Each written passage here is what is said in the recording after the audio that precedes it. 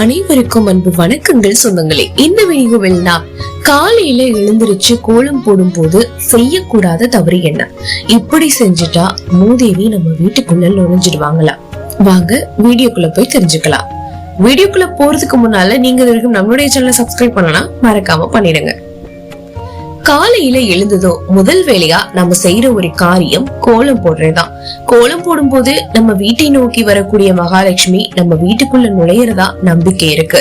காலையில எழுந்து கோலம் போடாத வீட்டுல மூதேவி வசிக்கிறதா சொல்லப்படுது. இந்த வகையில காலையில் எழுந்து கோலம் போடும் போது நாம செய்யக்கூடாத ஒரு தவறு என்ன, இந்த தவறு செஞ்சா என்ன நடக்கும் அப்படின்றதான் இந்த வீடியோல பார்க்க போறோம்னு சொல்லியிருந்தேன். காலையில எழுந்ததும் நல்ல விஷயங்களை கண்ணார பாருங்க.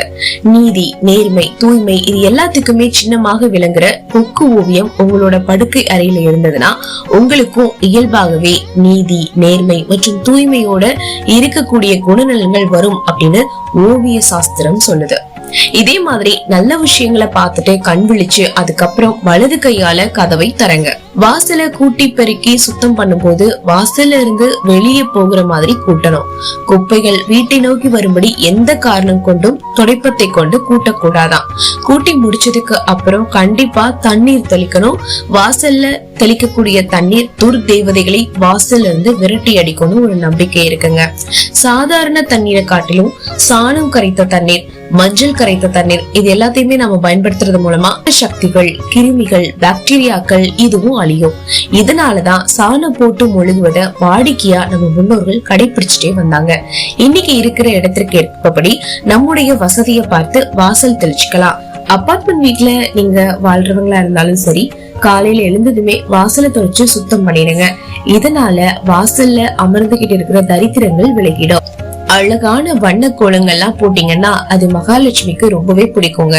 உடனே மகாலட்சுமி மனமகிழ்ந்து வீட்டுக்குள்ள நுழைஞ்சிடுவாங்க அப்படின்றது ஐதீகம். மார்கழி மாதம் மட்டும் இல்லாம எப்பவுமே வண்ண கோலங்கள் சின்ன அளவுலையாவது நீங்க போடுறது அதிர்ஷ்டத்தை அதிகரிக்க செய்யும்.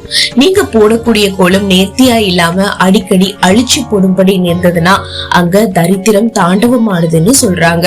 உங்களுடைய உள மற்றும் மனநலம் சரியில்லாம இருந்தாதான் இது மாதிரி அடிக்கடி கோலத்தை அழிச்சு திரும்பவும் கோலத்தை போடக்கூடிய சூழ்நிலை உருவாகும் அப்படின்னு சொல்றாங்க.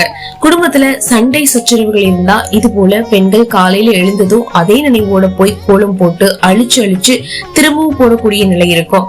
இப்படி கோலத்தை அழிச்சு போடுறது இல்லைன்னா புள்ளியை தவிர்த்து சரியான அமைப்புல முடிக்காம இருக்கிறது, அலங்கோலமா கோலம் போடுறது இதெல்லாமே பண்ணீங்கன்னா அந்த இடத்துல மூதேவி சுலபமா நுழைஞ்சிடுறதாக சாஸ்திரங்கள் சொல்லுதுங்க. எனவே மகாலட்சுமியை அழிக்கிறதுக்கு பதிலா மூதேவியை நாம அழைச்சிடக்கூடாது இல்லையா? அதனாலதான் கோலம் போடுறதுல கூடுதல் அக்கறையோட இருக்கிறது. நேர்த்தியா கோலம் போடுறது அதிர்ஷ்டத்தை கொடுக்கும்னு நம்ம முன்னோர்கள் சொல்லி வச்சிருக்காங்க. என்னடா அது, ஒரு கோலம் போடுறதுல இவ்வளவு விஷயம் இருக்கா அப்படின்னு நீங்க நினைப்பீங்க. இந்த தகவல் உங்களுக்கு ஆச்சரியமா இருந்ததுன்னா லைக் பண்ணுங்க, இது நிறைய பேருக்கு ஷேர் பண்ணுங்க.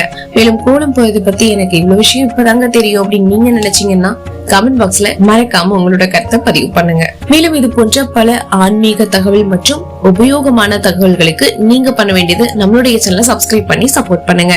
மீண்டும் சந்திக்கலாம் சொந்தங்களே. நமது சந்திப்புகள் அனைத்தும் சந்தர்ப்பமாகும் பொழுது. அதுவரை நன்றி, வணக்கம்.